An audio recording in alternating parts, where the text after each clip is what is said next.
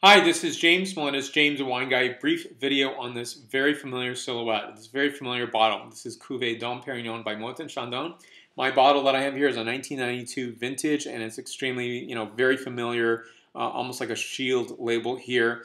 And pulling that back, you see a very slender neck here. It's absolutely gorgeous. Something I worry about just a little bit insofar as not bumping into a wall or, having the contents explode. But I have to reassure myself, which is to not fear having wine, but knowing that I'm going to enjoy it. This is a prestige wine, one of the first prestige wines coming from Champagne, and they have three different ones. This is a vintage, they have an Enothèque, and also the Rosé.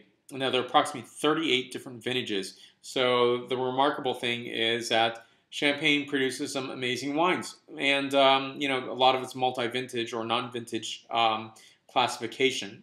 You also have something in the vintage classifications, which are for remarkable years, and they don't happen that often. So this is in honor of Dom Pérignon, and this was proposed by Englishman Lawrence Venn.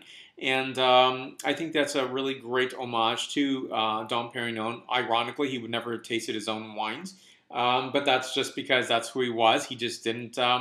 He might have tasted them in terms of, was that cuvee correct? But he didn't really sit down and say with his other fellow monks to discover if he enjoyed wines or really, decided to enjoy tasting wines over a period of time. That's not what he did. But I think that's just a really interesting quality about him. He was really all about quality. From a region that was crowning kings in the Champagne region, was really a desire for greater wines. And he would have been surprised that his name would be on this bottle here, because he was trying to do the opposite of what we have, which is a very bubbly wine. That's what it is. It's a sparkling wine. So for him, he would have been surprised about that. I don't think he would have been offended. It would just been something that been counterintuitive, excuse me. And so I think that's just a really interesting call out here to talk about this.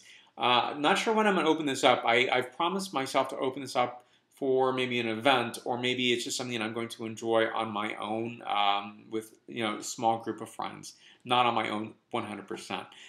Because I think, first of all, wine is to be enjoyed and shared amongst friends and family.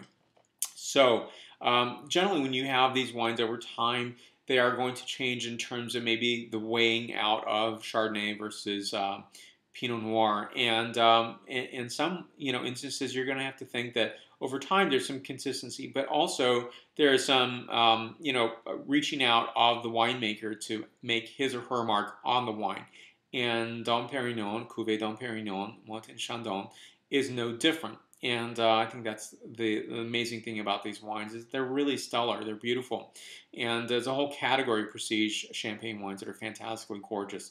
So can't wait to try this and taste this and give you some direct feedback on this wine. So for more wine reviews, please go to jamesthewineguy.com. Please subscribe to my videos on YouTube, Facebook, Twitter, Vimeo, Google+, Pinterest. Salud.